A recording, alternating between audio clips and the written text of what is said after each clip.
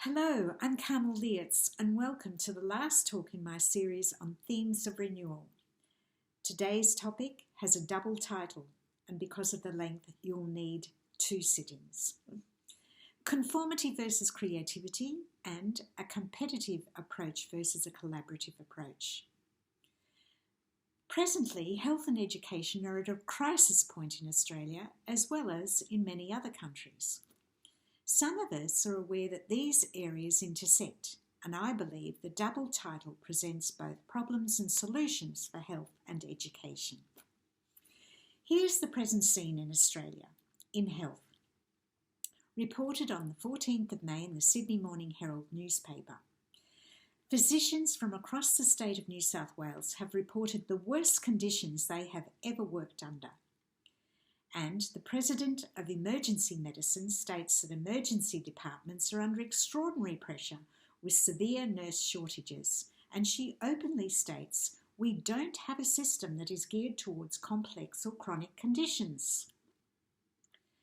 Therein lies the problem, but also the solution, which has been evident for many years and now being taken care of by integrative practitioners who work collaboratively with patients using integrative health approaches. In education, there have been recent and past protests by teachers about the workload and lack of pay rise. Dissatisfaction is rife at all levels of education, with resulting stress and burnout. The students feel it and are missing coping skills. Here too, we may lose more of our best people if change is not implemented. The common thread for both fields is that dedicated staff are feeling exhausted with extra workloads, compliance procedures, and administrative duties, making them feel they cannot do their job in the way they want to, according to their professional skills and training. A cross-disciplinary approach is really called for, meaning to solve the problems long-term instead of band-aid measures. We could be having more education in health to stop escalating chronic conditions crippling society and the health system, and at the same time, more health awareness throughout education systems. Why do I say this? We are living in an unprecedented time with the majority of the population over-dependent on virtually everything that is actually harming them. Increasing mind-body health problems with chronic conditions. Generally speaking, people are not sufficiently informed about their inflammatory lifestyle and behavioural patterns. Instead, they could be changing themselves if they knew how, and were encouraged to do so in both fields of education and health. The 3 main dangers are the traditional Western diet, processed and junk food with preservatives, sugar drinks pepped with caffeine for all ages, and of course sweets on the go. People need to know that sugar is inflammatory, causing chronic conditions. It's not an antidepressant as they think, but in fact a depressant. I wrote about the stress-prone diet of sugar, caffeine and salt with debilitating effects on the nervous system affecting performance outcomes in my thesis of 2002, pages 43 to 44. This detailed knowledge has been known since the 1980s though, but ignored in health and education. Secondly, the total dependence on mobile phones, now proven to cause radiation, creates all types of mental and physical problems that we are not aware of. Although alarming, this is ignored in health and education. You can read the very latest review of data by Professor Jagetia for the journal Environmental Research, entitled Genotoxic Effects of Electromagnetic Field Radiations from Mobile Phones. I spoke at length about electromagnetic radiation in my 2021 World Piano Conference presentation, New Self-Care Considerations Mind-Body Health Governs Performance Outcomes. which you can see on my YouTube channel, Performance, Confidence and Self-Care. And this is for everybody, not just musicians. To assist with these dangers, students and staff need to collaborate to discuss iPhone use to prevent increasing health problems. The solution presented by every researcher is to limit mobile phone use, that is the iPhone, and as much as possible, not carry it everywhere and never place it on your body parts. Also, I'd like to add, you need to know you're cancelling out all the health benefits of walking if you carry your mobile phone with you.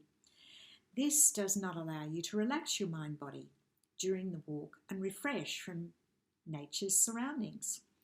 Once upon a time, people might have intuited that, but now people just follow the crowd. Artists throughout the ages would never have had devices intruding upon their walks for increasing their creativity and overcoming their mental blocks. And of course, you can have that same advantage without your iPhone. Thirdly, the overdependence on medications, when self-management strategies and complementary therapies can so often be more beneficial without side effects.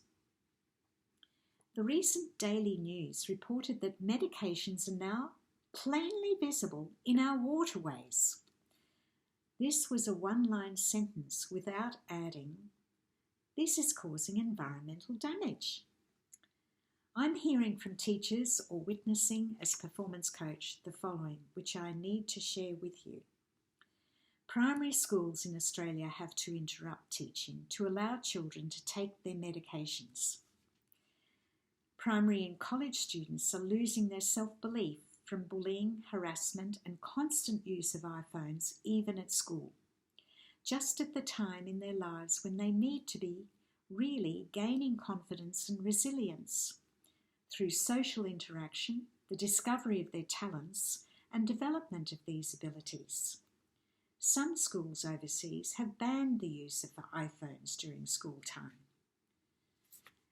And finally, tertiary performance students have been taking medications, including beta blockers, for over 20 years. And that's for hiding their fear of performing. This is instead of using well-recognised management strategies. Tertiary students tell me teachers do not know this or turn a blind eye. How can this be allowed to happen? Particularly when they are studying how to perform. Suitable management strategies are available, and this includes my own practical handbook, which is now in most Australian university libraries and leading performance institutions overseas. Some places mention it in their coursework, and some actually use it in their coursework. Thankfully, the zeitgeist is now ideal for this book to be developing mind-body health, mind-body edge, and performance confidence simultaneously.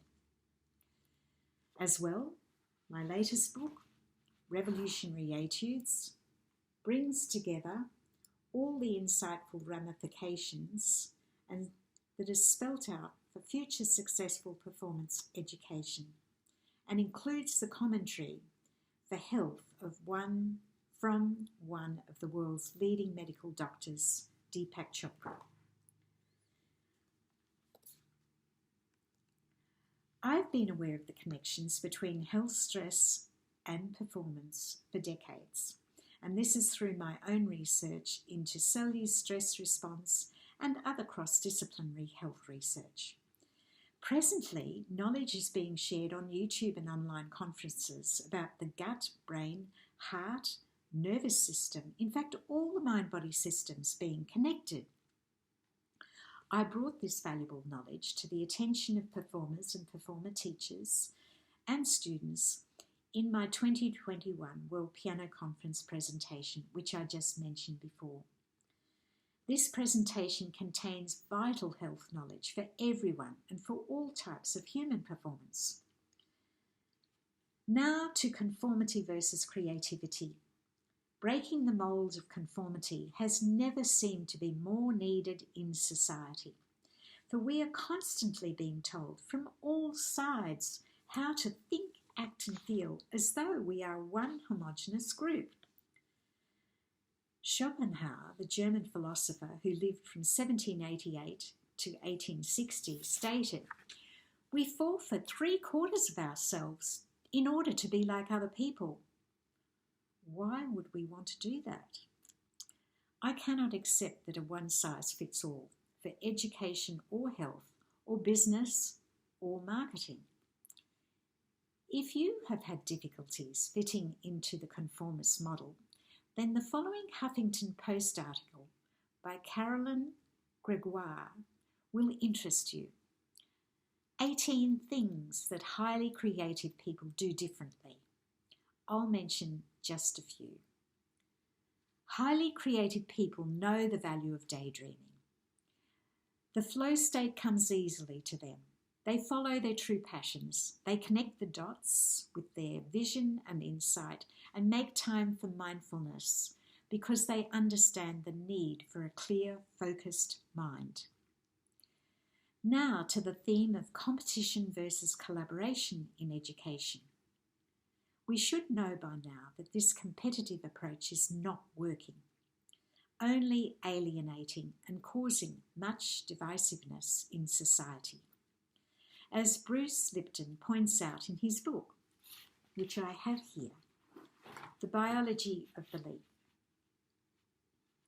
The competitive model, left over by Darwin, has not served us well, has caused immense wars and greed for the wealthy, whereas cooperation exists in the animal world.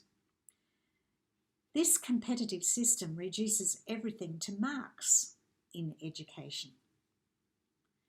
The revolutionary stories of the performance tertiary students in my academic trials showed how this competitive system caused them to lose their self-belief, their confidence, and make them, as they said, reliant on pleasing others rather than themselves.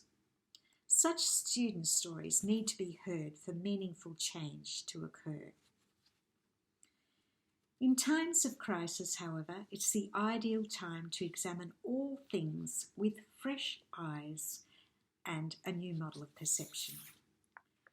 Should education be leading out to full potential with innovative thinking or making one conform? What does society need right now?